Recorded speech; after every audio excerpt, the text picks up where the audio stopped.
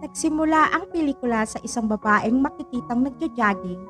Ang babaeng ito ay si Anita na naninirahan sa isang marangyang tahanan kasama ang kanyang asawa.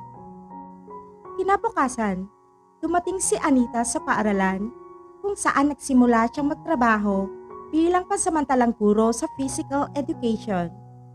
Nagkukumpulan ng mga estudyante na naghihintay sa kanya at humingi siya ng tawad sa pagiging late. Unang araw niya sa pagtuturo, kaya ipinakilala niya ang kanyang sarili sa klase at ang mga estudyante ay nagsalit-salit din sa pagsasabi ng kanilang mga pangalan. Kinaumagahan, habang naliligo si Anita, biglang tumunog ang doorbell. Nagtapis siya at binuksan ang pinto. Ngunit nakita niya ang isang bouquet ng bulaklak na naiwan sa labas. Lumingal-lingas siya sa paligid, ngunit wala siyang makitang tao. Nang maglaon sa mga sesyon ng pagsasanay, lahat ng mga estudyante ay nagsasanay ng sabihin ni Marcus kay Anita na maganda siya ngayon. Nagulat si Anita sa sinabi nito. Pagkatapos ng practice, nakikipag-chat si Anita sa isa pang guro nang biglang nagkagulo.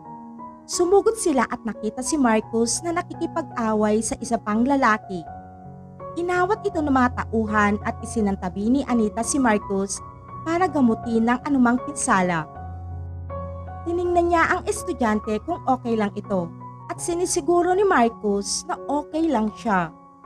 Habang nag-uusap sila, namumuo ang tensyon sa pagitan nila at yumuko si Marcus. Maya-maya ay nagkahalikan na ang dalawa. Naputol ang kanilang maiinit na sandali nang biglang may sumulpot na nag-udyok kay Marcus na mabilis na umalis. Nang maglaon, tiningnan ni Anita ang Instagram ni Marcus at pinadalan siya ng mensahe na nagsasabi sa kanya na dapat nilang kalimutan na nangyari dahil ito ay isang pagkakamali. Habang nakaupo siya sa tapat ng isang katrabaho, nakatanggap siya ng tugon mula kay Marcus. Nagpadala siya ng isang mapanuksong larawan ng kanyang sarili na nagpakilig sa tinggil ni Anita. Kinabukasan sa paaralan, dumungaw si Anita sa bintana at nakita niya si Marcus na dumating kasama ang kanyang mga magulang. Pinatawag na sila para pag-usapan ang kaguluhan noong nakaraan. Sa loob, napag-alaman ng ina ni Marcus at si Anita ay dating magkakilala dahil sabay silang nagsasanay sa gymnastics noon. Sinimulan nilang pag-usapan ang pangyayari at pumasok si Marcus para sabihin ng isang bagay. Humihingi siya ng paumanhin. Inamin niya na siya ay nagkamali at sinabing hindi siya sang-ayon sa karahasan. Ang kanyang mga magulang ay halatang humanga sa kanyang mga salita. Gayunpaman, ipinaliwanag ni Anita na ang paaralan ay nagpapatupad ng isang mahigpit na pagdidisiplina.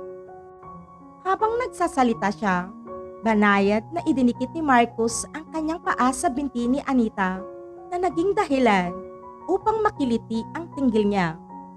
Inanunsyo niya bilang isang parusa na si Marcus ay hindi papayagang sumali sa paparating na paglalakbay patungo sa Berlin. Kinikilala niya kung gaano ito kahalaga sa kanya, ngunit sinabi niya na ito ang kinakailangang parusa.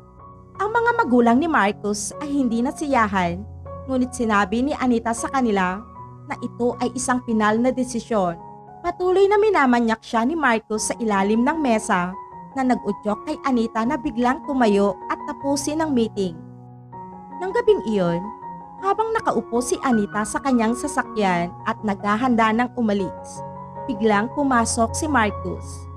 Sinimulan siya nitong manyakin at ang dalawa ay nauwi sa pagtatalik sa loob ng kotse. Kalaunan, naghiwalay sila ng landas. Ngunit pag-uwi, nakita ni Anita ang kanyang sarili na nagpapantasya kay Marcus. Kinabukasan, nag-text siya kay Marcus at nagpapasalamat siya sa binatilyo sa mga nangyari sa kanilang dalawa noong nakaraang gabi at tinanong niya ito kung maaari silang magkitang muli. Sumagot si Marcus na may laro siya sa gabing iyon at hindi siya pwedeng makipagkita. Pagkatapos ay nag-browse si Anita sa kanyang Instagram at nakita ang isang larawan ni Marcus kasama ang isa pang babae na ikinagalit niya. Kalaunan, binisita ni Anita ang nanay ni Marcos na nag-imbita sa kanya. May ilan pang babae doon at ipinakilala ng nanay ni Marcos si Anita sa kanila. Habang nag-uusap sila, dumating si Marcos pagkatapos ng kanyang laban at sinabing maliligo lamang siya. Maya-maya, nagdahilan si Anita at tumungo sa banyo kung saan naliligo si Marcos. Sinimulan niya itong akitin at muli, gumawa na naman sila ng milagro. Kinaumagahan, si Anita ay nasa labas para mag-jogging kasama ang asawang si Hayes. Ngunit nag-message siya kay Marcos sa parehong oras. Hanggang pauwi, patuloy pa rin siya sa pagtatext kay Marcos habang si Hayes ay tahimik na tinitignan siya at hindi umiimik. Sa paaralan naman, habang kumukuha ng attendance, nalaman ni Anita na hindi pumasok si Marcos dahil masama ang pakiramdam nito. Kinabukasan, isinama ni Hayes si Anita sa kanyang opisina. Nasasabik na ipakilala ito sa kanyang bagong business partner. Habang nakaupo sa opisina, si Anita ay nanatiling nakatuon sa kanyang telepono at nakikipag-chat kay Marcos. Tinatawagan niya ito, ngunit hindi ito sumasagot. Dahil sa pag-aalala, nagmaneho siya papunta sa bahay ni Marcos at sinabi sa kanyang ina na dumaan siya dahil nabalitaan niyang may sakit ang binatilyo. Itinama siya ng nanay ni Marcos at sinabing pumasok ito sa paaralan para sa pagsasanay at wala naman siyang sakit. Pumunta si Anita sa paaralan upang hanapin si Marcos, ngunit wala ito roon. Sa kalaunan ay nahanap niya ito sa isang tindahan at nakikipag-hangout kasama ang mga kaibigan. Hiniling niya dito na sumakay sa kanyang kotse at kinompronta siya kung nakikipag-date siya kay Mina. Inamin ni Marcos na gusto niya si Mina, ngunit hindi ito matanggap ni Anita. Pagkatapos ng kanilang maikling pag-uusap, umalis na si Marcos at si Anita naman ay pinuntahan si Hayes na nanonood ng isang live music performance.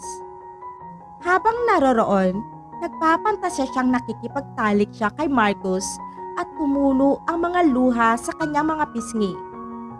Napansin naman ito ni Hayes, ngunit hindi na lamang ito kumikibo.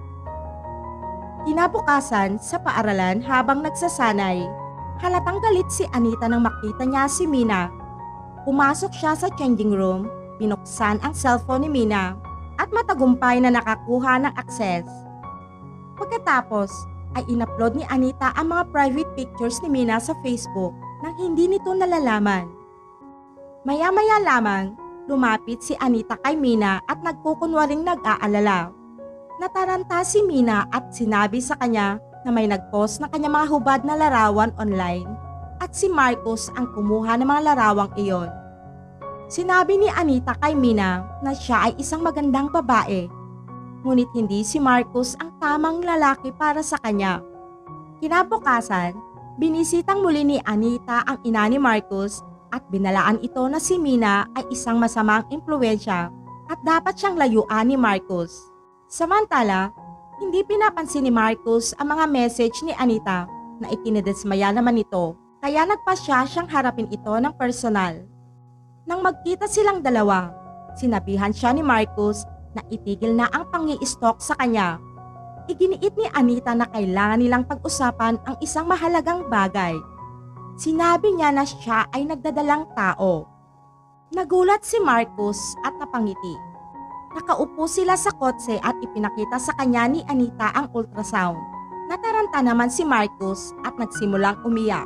Sinubukan ni Anita na aliwin siya. Hanggang sa magsimula na naman silang magtalik sa loob ng sasakyan. Kinaumagahan, umuwi si Anita pagkatapos mag-jogging at nakita niya ang naiwan na kopya ng ultrasound sa mesa. Natuklasan na pala ni Hayes ang kanyang itinatagong sikreto. Natulala siya pagkatapos ay tumunog ang doorbell, ang ina ni Marcos. Galit na galit ang ginang at sinabing nakita niya ang lahat ng mensahe ni na Anita at Marcos. Binantaan niya si Anita at sinabihan siyang layuan ng kanyang anak. Naguluhan si Anita at tumakas.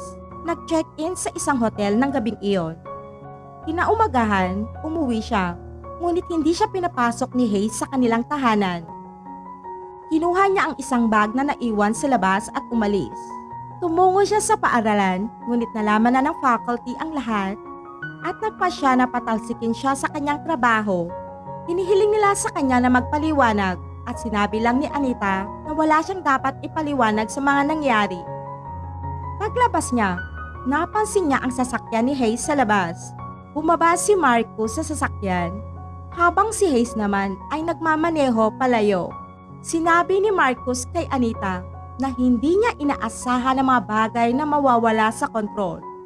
Idinagdag niya na si Hayes ay isang mabuting tao, ngunit ngayon ay kailangan niyang maghanap ng iba na makakasama niya. Hiniling nito na sana maging maayos ang kanyang kalagayan at tuluyan na siyang iniwan. Sa huling eksena, makikita si Anita na nakaupong mag-isa sa isang tiwangwang na lugar.